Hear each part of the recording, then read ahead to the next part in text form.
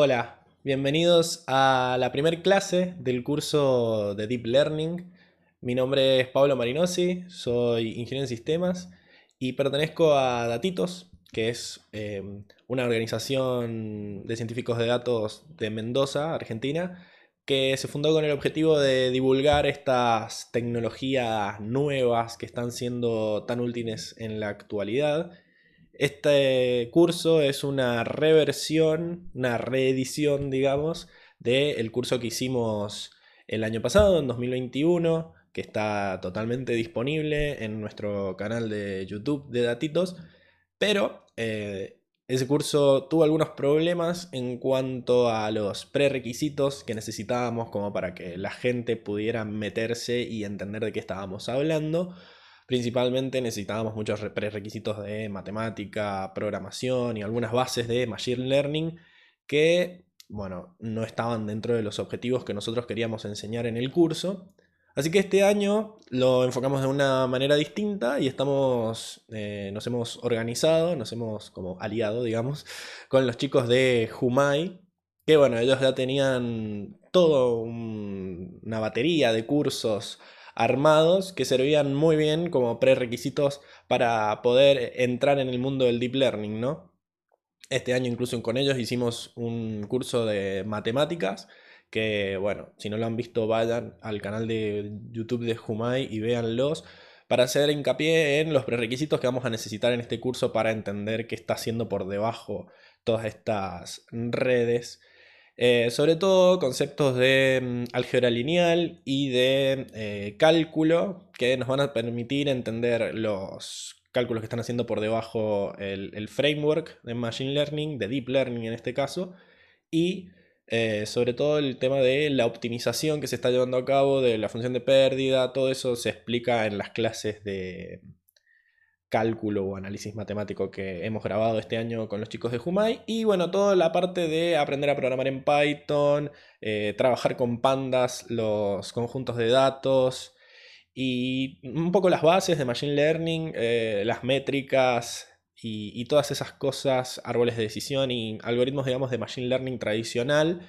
Lo pueden ir a ver a los cursos de Jumai si sienten que están un poco, digamos, abajo con esos prerequisitos, digamos, como que necesitan repasar, pueden ir a ver esos videos. Nosotros vamos a hacer de cuenta que todo eso ya lo saben, así que así eso nos va a permitir en este curso enfocarnos más en lo que es estrictamente de deep learning y hacer mucho más hincapié en eso y sobre todo mucho más hincapié en la parte práctica y el uso de los frameworks de deep learning para poder llegar a un resultado concreto mucho más rápido. Bien, esta primera clase va a estar separada en dos partes. Va a tener una primera parte, digamos, conceptual y motivadora, que es la que vamos a arrancar ahora, en donde vamos a explicar cómo, a ver si puedo abrir acá el índice como para que vean más o menos de qué vamos a hablar. Vamos a empezar con un ejemplo motivador de para qué sirve el Machine Learning en general y el Deep Learning en particular, cuáles son sus componentes claves, de dónde sale el concepto de redes neuronales y después qué características definen al Deep Learning y lo catapultan por encima de lo que sería el Machine Learning tradicional y por qué ahora lo único que se está usando más que nada en inteligencia artificial y aprendizaje automático es Deep Learning. Bien. Eso va a ser la clase, esta primera parte, este primer video, y el segundo video va a ser dedicado a PyTorch, que va a ser el framework de Deep Learning que vamos a estar usando en este curso. Lo vamos a estar usando principalmente porque es el que sabemos usar los profesores de este curso, y sobre todo porque ya las diferencias entre PyTorch, TensorFlow o cualquier otro de estos frameworks de Deep Learning que están apareciendo son muy pequeñas y si aprenden a usar uno bien, si tienen que pasar a otro, más allá de lo tedioso de aprender sintaxis nueva y qué sé yo, no van a tener mucho problema en hacer el clic y pasar al otro rápidamente porque hay muy pequeñas diferencias.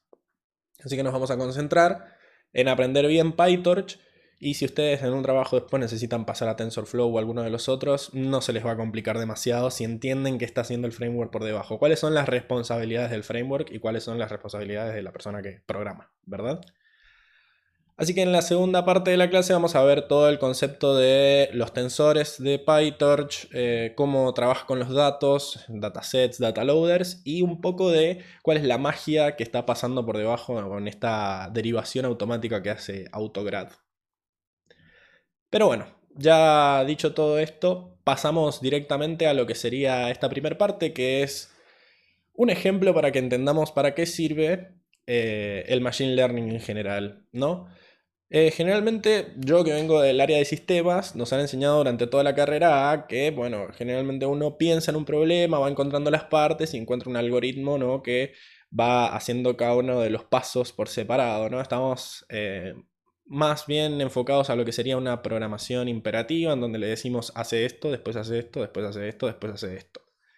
Pero a veces nos encontramos con tareas que, si bien nosotros como humanos podemos hacer, si tuviéramos que desglosarlas como un algoritmo de decir, bueno, para hacerlo tenés que hacer esto y después esto y después esto y después esto, se nos complica un poco y ya ese enfoque deja de tener sentido, ¿no? Acá planteamos un ejemplo en el que, qué sé yo, hablamos con nuestro smartphone y le pedimos mediante la voz que active el mapa o que me diga dónde hay una cafetería, bla, bla, bla. Si se ponen a pensar, tenemos un montón de interacciones con estos aparatos inteligentes en donde para que el teléfono pueda hacer lo que está haciendo, está usando Machine Learning y quizás ustedes ya se han dado cuenta o quizás no. Por ejemplo, pensemos simplemente en el hecho de despertar al teléfono con Hey Google, Alexa, Siri, el que tengan, ¿no? El hecho de que yo le hable al teléfono y el teléfono entienda lo que estoy diciendo es un problema que no se puede enfocar de manera algorítmica, como veníamos haciendo históricamente, ¿no?, los ingenieros en sistemas. O sea, una onda de audio, que es lo que yo le estoy mandando como input a mi sistema, básicamente es una serie de amplitudes diferentes, ¿no? Es una onda que el micrófono lo único que va a hacer es censar esas amplitudes, ¿no? Entonces, acá teníamos un ejemplo que el micrófono puede recoger 44.000 muestras por segundo. ¿Cómo hacemos para ese input leer la onda y entender si está diciendo, por ejemplo, OK Google o no? ¿Sí? La verdad que sería bastante difícil pensar, agarrar la primera onda y fíjate la amplitud, dividirla por 4, o sea, ¿cómo hacemos para saber? Encima, dos personas distintas que estén diciendo OK Google, como tienen dos voces distintas, van a ser totalmente distintas las amplitudes. O sea, ¿en qué nos fijamos? Cuando uno no sabe en qué fijarse es cuando este enfoque algorítmico empieza a fallar.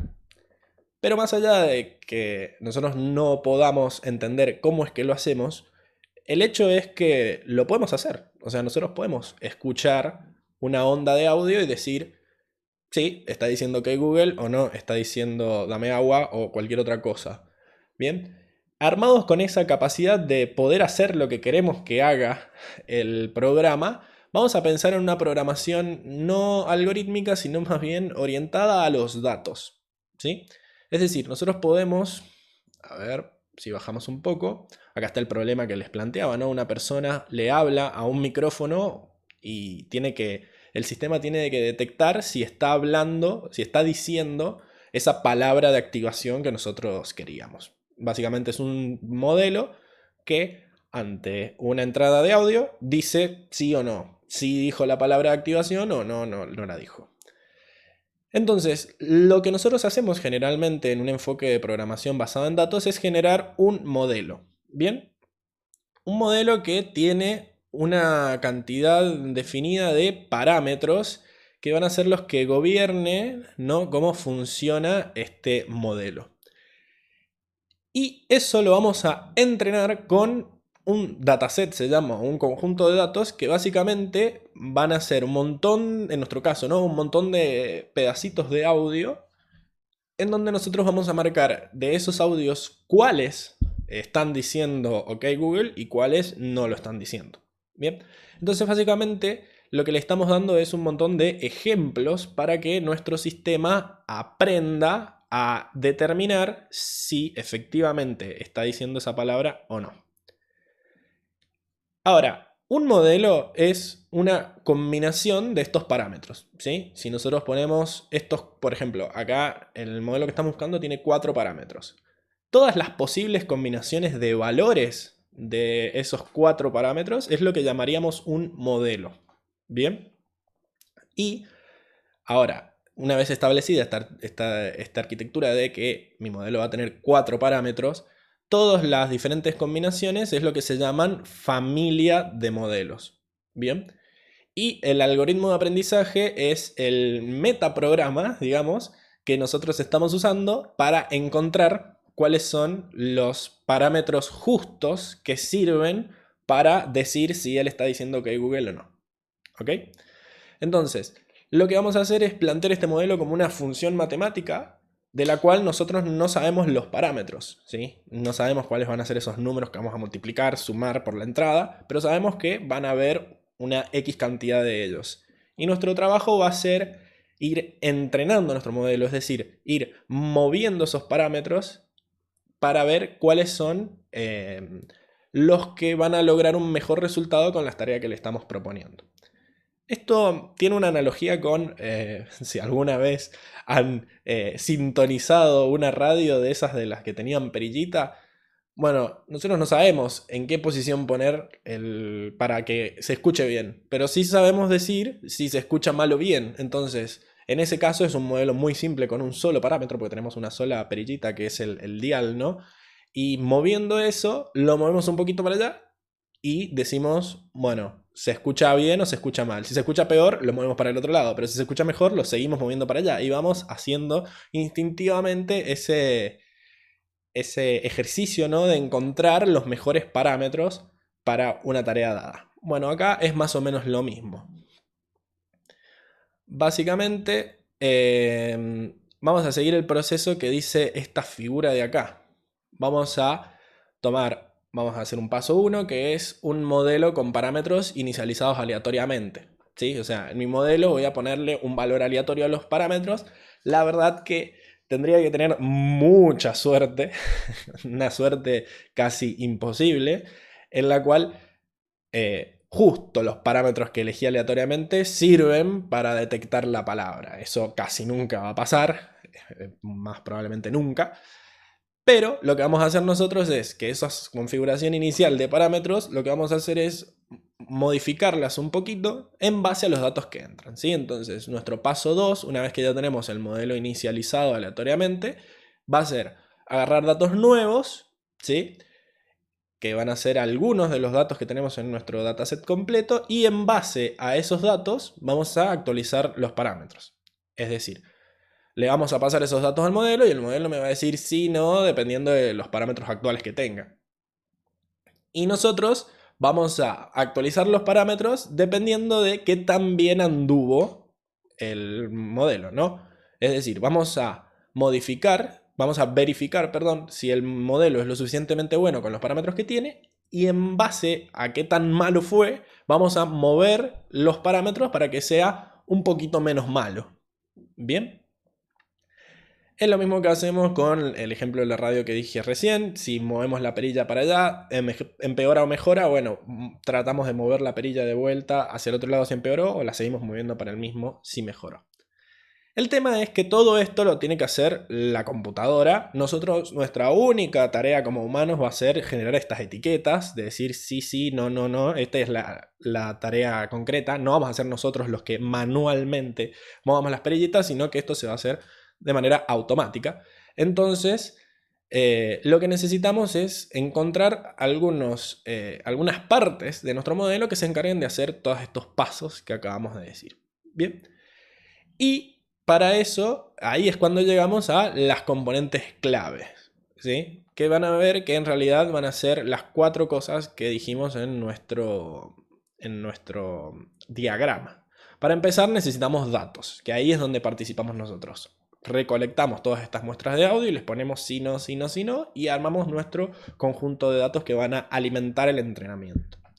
Después tenemos un modelo En realidad nosotros tenemos que definir como una arquitectura o una familia de modelos posibles y el modelo final va a ser el que se encuentre mediante el entrenamiento, ¿no? Después vamos a tener una función objetivo, ¿sí? Esta función objetivo es una expresión matemática que nos dice qué tan bien o qué tan mal está andando el algoritmo, ¿no?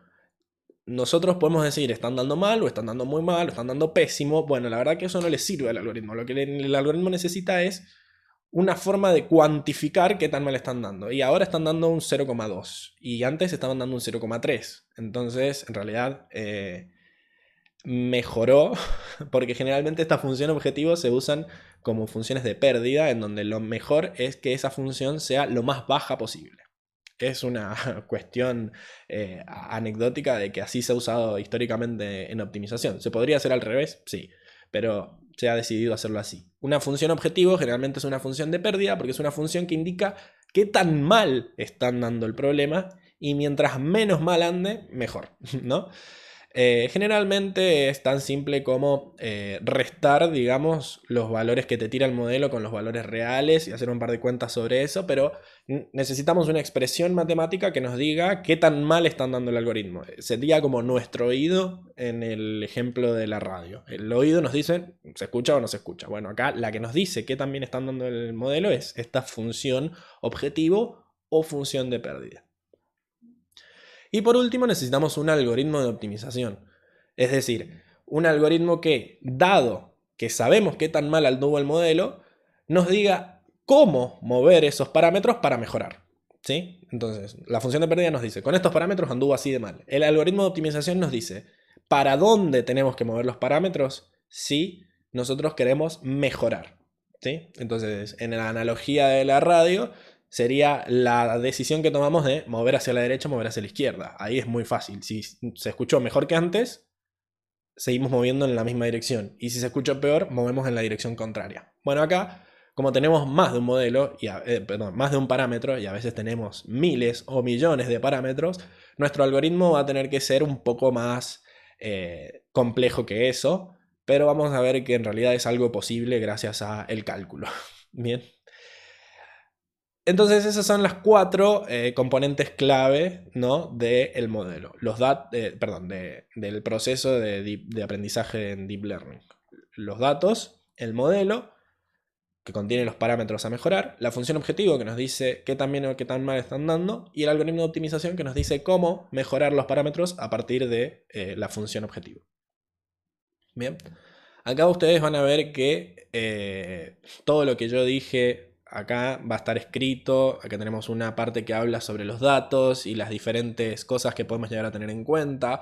Por ejemplo, los datos pueden ser de longitud fija o pueden tener una dimensionalidad muy grande, muy chica. Generalmente ustedes en Machine Learning han venido trabajando con datos de este estilo, datos tabulares, en donde tenemos features o características de un ejemplo que son numéricas o categóricas de diferentes tipos, pero básicamente tenés X características que miramos para dar nuestro veredicto como sistema, que va a ser tratar de ser lo más parecido a la etiqueta o el target que tenemos en el dataset. O sea, tenemos un montón de características o features y al final una etiqueta que es lo que queremos nosotros predecir con nuestro modelo.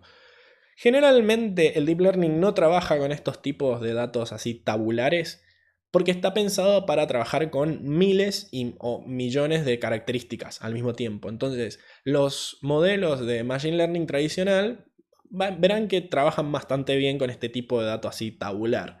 En Deep Learning generalmente vamos a trabajar con datos un poco más desafiantes, como imágenes o audio o texto plano directamente, algo mucho menos estructurado, con features mucho menos preproducidas, digamos, y van a ver que anda bastante bien. Por eso generalmente en los trabajos prácticos no vamos a trabajar con estos datos estructurados porque para eso ya están los otros algoritmos más simples. Pero bueno, entrando en esto de imágenes o texto, tenemos que tener en cuenta que algo que tenían muy bonito estos datasets eran que generalmente tenían longitud fija. Nosotros nos fijábamos en las mismas, qué sé yo, 15 características y todos mis ejemplos estaban definidos en parte de esas 15 características. En texto, ¿qué hacemos? Porque si yo veo un comentario de YouTube, puede tener 3 páginas, perdón, 3 páginas no, pueden tener 3 palabras, o puede ser un párrafo gigante, y nuestro sistema tiene que andar igual. Entonces hay que ver cómo lidiar con la dimensionalidad de los datos. Tratamos de que tengan longitud fija, pero ¿qué pasa en la realidad cuando es longitud variable? ¿Cómo nuestro sistema se adecua a eso? Y después hay un montón de problemas de dónde sacamos los datos, ¿no? Si los datos están equivocados, el sistema va a andar mal porque está aprendiendo de esos datos. Es como mentirle a un niñito chiquito y después no va a saber, no va a saber desenvolverse en la realidad porque los datos con lo que entrenó estaban mal. A veces no están mal de por sí, sino que están como desviados. Hay un taller muy bonito en el canal de Humay acerca de todos los posibles peligros que hay acerca de los conjuntos de datos con los que entrenamos a nuestros sistemas.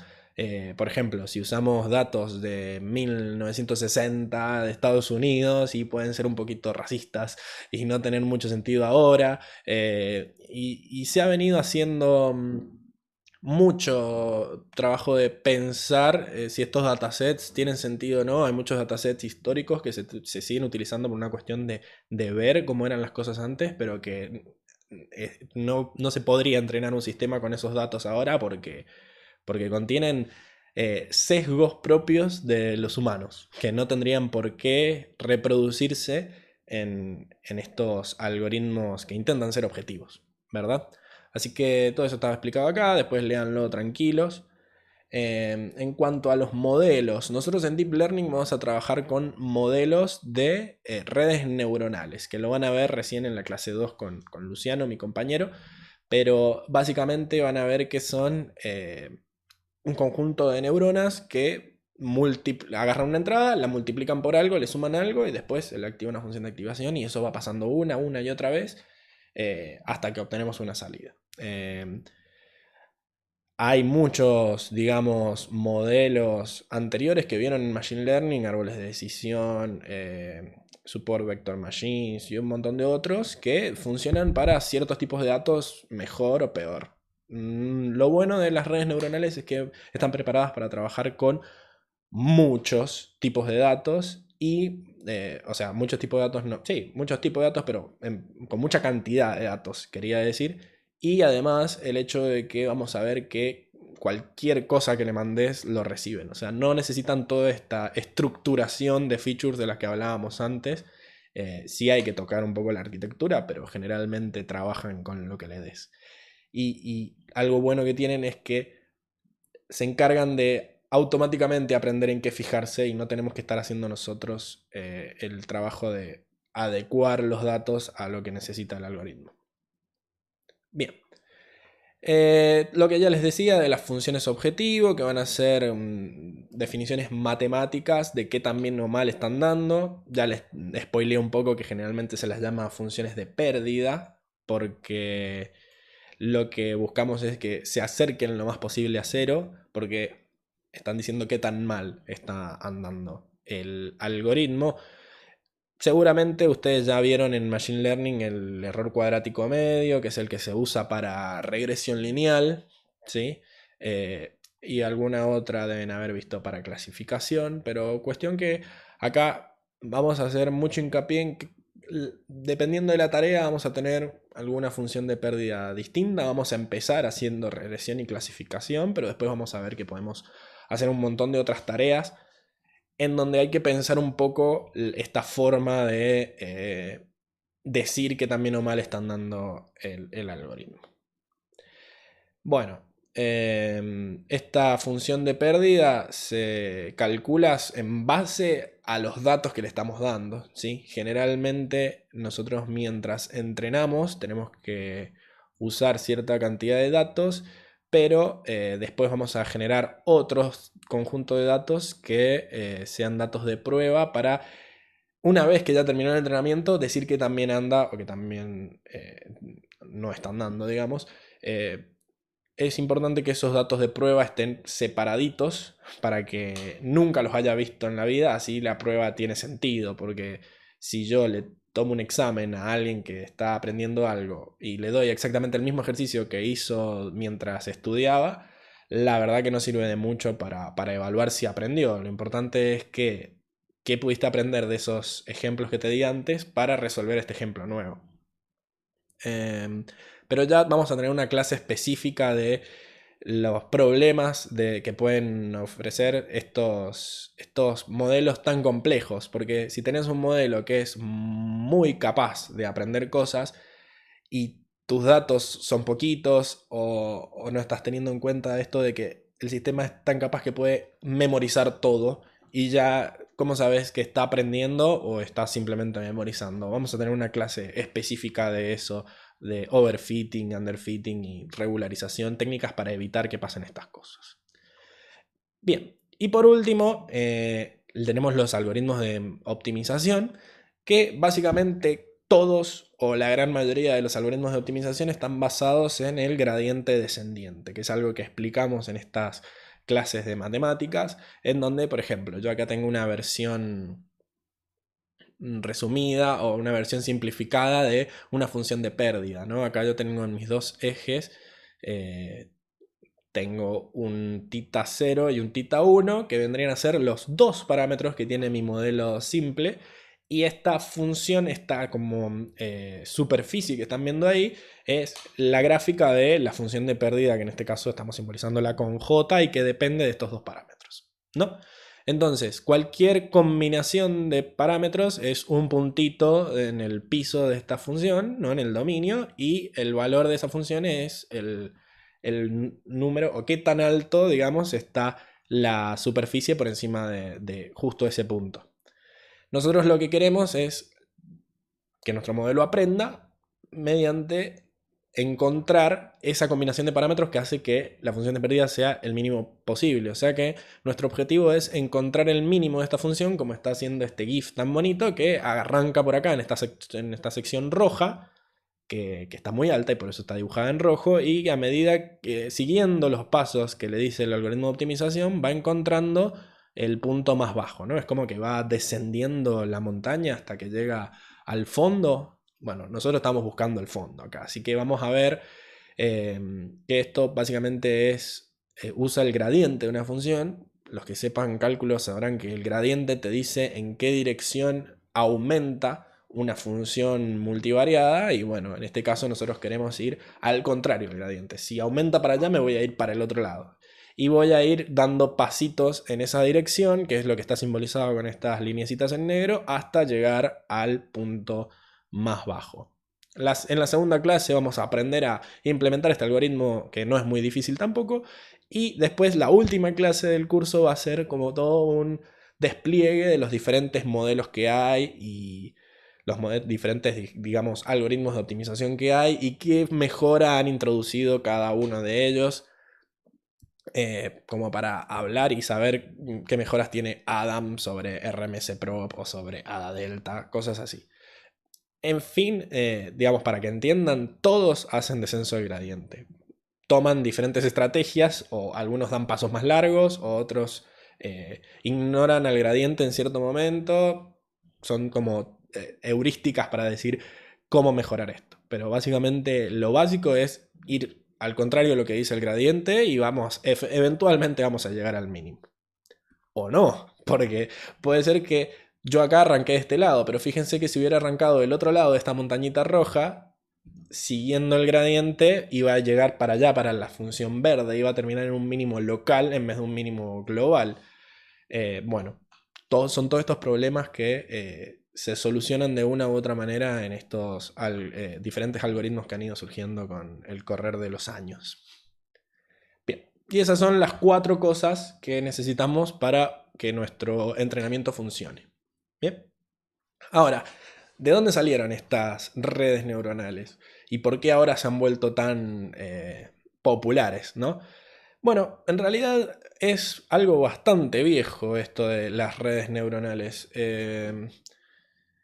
Donald Hebb fue uno de los primeros en proponer uno de estos algoritmos basados en cómo aprendíamos las personas, ¿no? Tenía mucho que ver con la psicología y también con la neurociencia, esto al principio, ¿no? Por eso de ahí sale lo de redes neuronales. Pero básicamente lo primero que querían era que decían que aprender era reforzar el comportamiento deseable y disminuir el comportamiento indeseable. Eh, Básicamente es lo que hacemos a la hora de actualizar los parámetros, ¿no? Nos fijamos qué también están dando en base a lo que nosotros queremos que haga, en base a lo que dicen nuestras etiquetas, y a partir de ahí vamos disminuyendo el comportamiento indeseable, que sería la función de pérdida, ¿no? Disminuir el comportamiento indeseable. Al principio estaban muy inspirados en la biología, pues de ahí sale esto de redes neuronales. Las neuronas son básicamente cositas que están dentro de nuestros nervios, que tienen un montón de entradas y largan una salida por el axón. No soy un experto, pero básicamente de ahí sacaron la analogía. Y bueno, en principio eran mucho más simples que ahora. Pero se mantienen bastantes cosas que hasta el día de hoy se siguen usando. Esto de alternar unidades de procesamiento lineales y no lineales, que es lo que llamamos capas. Eso estaba desde el primer momento en el que se propusieron. Y segundo, el uso de la regla de la cadena, conocida como backpropagation. O sea, cualquiera que haya estudiado cálculo en la facultad sabe que lo que es la regla de la cadena, pero bueno, había que ponerle un nombre, digamos, un nombre que garpara con marketing, así que le pusieron backpropagation. Pero básicamente es calcular las derivadas de las capas, es como calcular la derivada de una función compuesta. Lo vamos a ver más adelante, pero es y lo vieron en el curso este de matemática, pero bueno, le pusieron un nombre cool para que sonara místico, ¿no? Pero bueno, básicamente tenemos las capas apiladas y el algoritmo de backpropagation para actualizar todos los parámetros a la vez. Eso era como el corazón de las redes neuronales, que estaban desde tiempos inmemoriales, desde el principio estaban, pero ¿por qué no andaban? ¿Por qué no se viene usando esto desde hace 40 años que se propusieron? Y básicamente es por estas dos cositas que tenemos acá en negrita. Es computacionalmente muy costoso. O sea, estos algoritmos existen desde la época en la que las computadoras ocupaban una sala completa y los cálculos eran caros. Em, entonces, si bien teníamos modelos que eran teóricamente capaces de aproximar cualquier función, la realidad es que en la práctica tardaban años en entrenarse con el poder de los procesadores que tenían. Entonces, poco a poco, estos modelos tan complejos fueron cayendo en desuso por los otros que vieron en Machine Learning, porque eran mucho más simples, eran mucho más rápidos y eh, por la segunda, digamos, también condición que tenemos acá, que los conjuntos de datos eran relativamente pequeños, los modelos simples andaban bien. Entonces, ¿para qué voy a usar un modelo gigante que tiene digamos, una garantía teórica matemática de que sí me va a encontrar eventualmente la función que yo quiero, si con los pocos datos que tengo y con el poco poder de procesamiento que tengo, quizás un modelo que no tiene esa garantía teórica, pero que me asegura que en 15 minutos tengo la respuesta, es una solución mucho mejor? Entonces, estos modelos tan viejos, de las redes neuronales estoy hablando, cayeron en desuso y la gente casi se los olvida. Pero bueno, hubo un boom en estos últimos años porque estos dos problemas que les mencionaba desaparecieron, básicamente, ¿sí? Acá en esta tablita les muestro cómo han cambiado tanto los tamaños de los datasets y también la memoria y los cálculos de punto flotante por segundo que puede hacer un chip hoy en día. Y fíjense cómo del 1970 al 2020 los datos han crecido exponencialmente. En 1970 tenemos este dataset de Iris virgínica, Iris setosa, que seguramente lo han visto porque es como el Hello World de Machine Learning, que tenía 100 datos, ¿no? Pero ahora tenemos datasets incluso que vienen de redes sociales de 1 tera de datos. Entonces, básicamente Internet, los sensores y todas estas cosas que han aparecido en las últimas décadas han propiciado que, si bien los datos siguen siendo valiosos, ya no son costosos, ya no es tan difícil generarlos. Incluso hay empresas que se dan cuenta que en todos estos años de producción tienen una fortuna en datos y recién ahora los están queriendo explotar. desapareció el problema de la escasez de datos. Y además, el problema de poder de cómputo casi que también. Fíjense cómo al principio los CPU y últimamente los GPU, fíjense cómo pasa de Intel a Nvidia, tenemos petaflops por segundo ya directamente. Entonces, esto que decíamos, teníamos un modelo que era muy costoso computacionalmente, pero que anda mucho mejor que los otros, antes era imposible de usar, pero ahora gracias a el relativamente excesivo precio de el poder de cómputo, incluso que se pueda alquilar, es totalmente factible entrenar estas redes que antes no se podían y ahora sí. Fíjense las fechas. Los perceptrones multicapa 1943. Las redes convolucionales, que fueron lo que fue el estado del arte por mucho tiempo en imágenes últimamente, 1998. El Q-Learning 1992, que es el corazón del aprendizaje por refuerzo. Memoria larga a corto plazo, que es la traducción de Long Short Term Memory, que son las redes recurrentes que se usaban al principio para texto, 1997. O sea, son cosas que están hace ya 30 años como mínimo y que recién hace unos 10 que están entrando en vigor y en el boom porque aparecieron las placas de video y aparecieron estos datos accesibles y todo lo que estamos diciendo ahora. Pero sería una sobresimplificación también decir que básicamente son algoritmos viejos que ahora tenemos poder de cómputo y datos para llevar adelante el entrenamiento. Si bien es cierto que gran parte se debe a eso, hay un montón de cosas que han aparecido gracias a este boom y a la investigación que se ha seguido haciendo. Métodos como dropout, que es un método muy efectivo para evitar el sobreajuste, esto de que evitar que el modelo aprenda de memoria. Los mecanismos de atención, que han sido un boom en texto. O sea, el hecho de que yo quizás para entender lo que tengo que decir ahora, no tengo que acordarme de todo lo que se dijo en la charla que estamos hablando hace una hora. Quizás con saber lo que dijiste en los últimos 15 segundos ya es suficiente. Y acordarme de alguna cosita que dijiste hace 20 minutos también. No hace falta que yo guarde toda la charla desde que empezó. Y eso ha hecho que anden mucho más rápido los algoritmos originales de texto. Redes generativas adversarias. El boom para generar caras falsas ha sido las redes generativas adversarias. El concepto de esto de que yo en vez de entrenar una sola red, entreno dos redes que pelean entre ellas y se hacen mejor. Una que está entrenada en generar caras falsas y la otra que está entrenada en detectar qué tan falsas son esas caras. Es como el problema del policía y el ladrón. O sea, los ladrones cada vez se entrenan más para, sobreponerse a las mejoras de seguridad y las mejoras de seguridad se actualizan para evitar que los ladrones se mejoren. O sea, está subiendo ambas al mismo tiempo. Esa forma de entrenar es del 2014 y ha producido un avance muy grande en la generación de modelos, no de modelos, la generación de datos. Y una cosa que ha sido fundamental son los frameworks de Deep Learning. TensorFlow, Keras, PyTorch, estas infraestructuras de desarrollo de redes neuronales han sido muy importantes porque, sin irnos muy lejos, en 2014 entrenar una red de regresión logística, que va a ser lo que hagamos ahora en la clase 2 con un notebook y 15 minutos de entrenamiento, 15 minutos de aprendizaje, en 2014 te valían un doctorado. Entonces, la diferencia entre ese momento y ahora es que ahora existen un montón de librerías, de frameworks, que hacen que entrenar una red esté al nivel de gente que sepa programar, no de gente que haya estudiado años de ciencias computacionales. Eso está bastante bueno. Bien.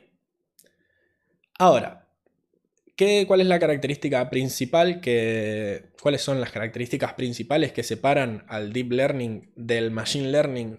Bueno, como principal, y yo creería que la característica más importante es esto del entrenamiento de extremo a extremo.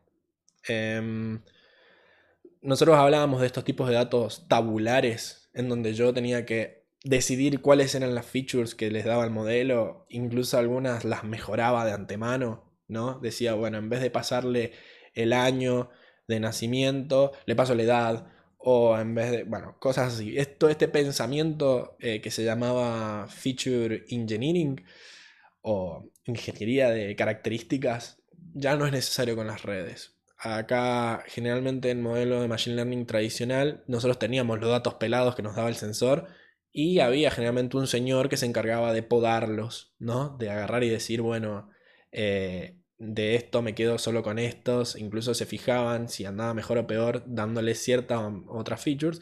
Era como que había todo un preprocesamiento de los datos para hacer que el modelo no tuviera que trabajar tanto. Y una vez que les dabas los datos bonitos, el modelo te decía pim pam pum, listo, esta es la salida.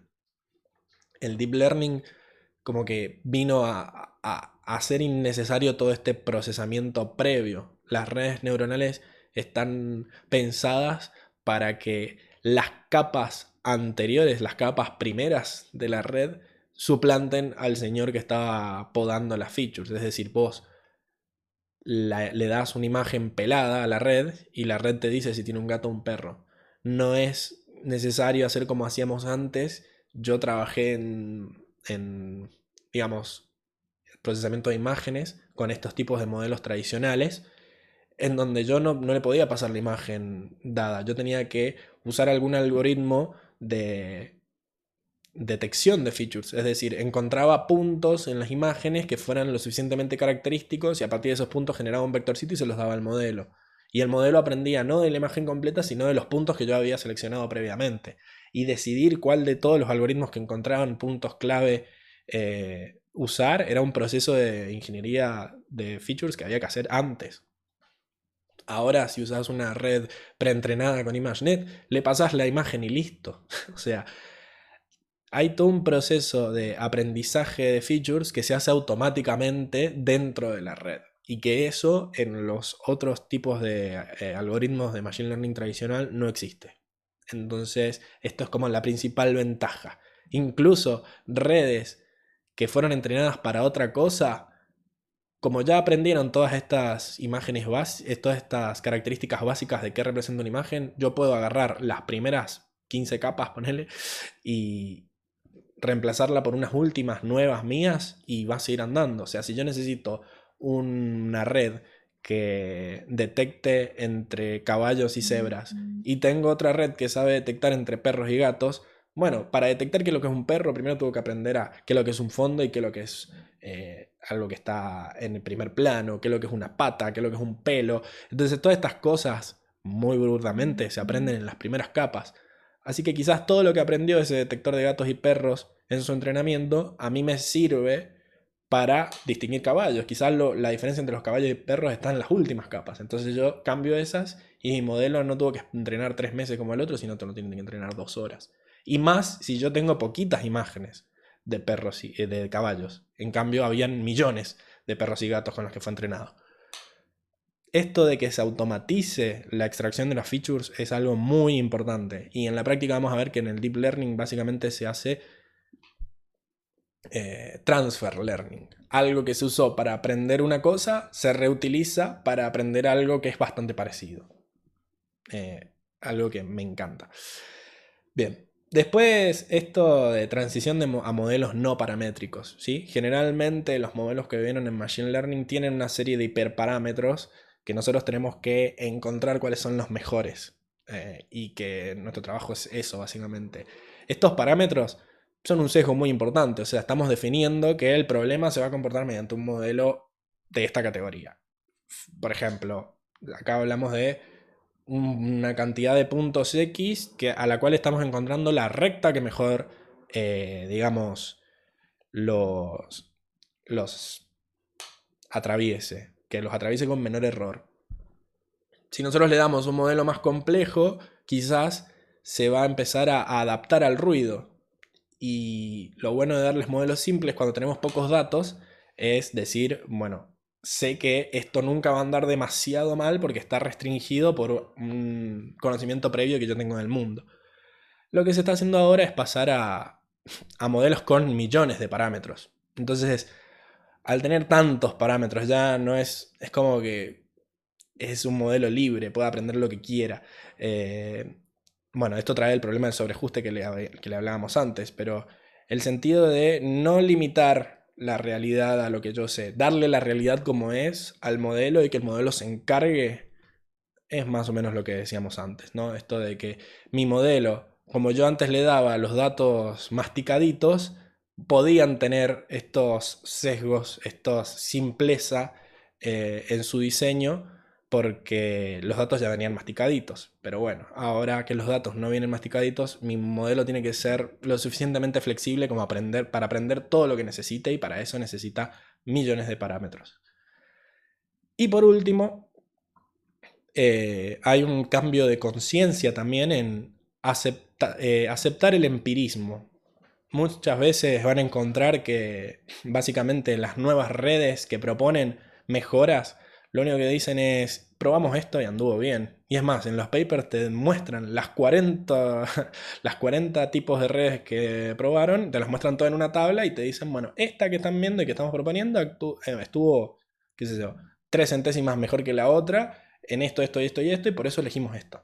O sea, no hay una afición como había antes de tratar de explicar por qué el modelo está funcionando bien. O sea, tratar de pensar cómo haríamos nosotros, eh, por qué este modelo anda bien y por qué está demostrado que matemáticamente siempre va a andar bien.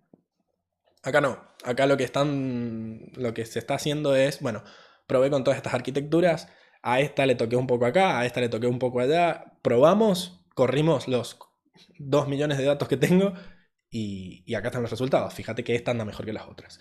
¿Y por qué anda mejor? Y pueden empezar a tirar algunas creencias de por qué originalmente pensaron que esa era una buena, digamos, un buen tuneo, eso que agregaron, pero más allá de una, digamos, una idea intuitiva, no hay una demostración exhaustiva de por qué esto anda bien o por qué anda mal. Generalmente primero se hace, se muestra que anda bien, y después con los años se intenta explicar por qué anduvo bien mientras aparecieron 15 cosas mejores. Actualmente, sobre todo en imágenes, hay mucho de visualización de los features y entender cómo piensan. Seguro habrán visto, qué sé yo, imágenes todas psicodélicas de cómo la red neuronal procesa la imagen, las imágenes internas que genera, pero básicamente se acepta mucho más el empirismo que antes. Así que bueno, espero que les haya resultado interesante todo esto que les dije. Es una primera clase de motivación para que vean la diferencia entre Machine Learning y Deep Learning y las cosas que podemos llegar a aprender con estos nuevos tipos de modelos. Y bueno, nos vemos en la segunda parte donde vamos a hablar de PyTorch. Un abrazo.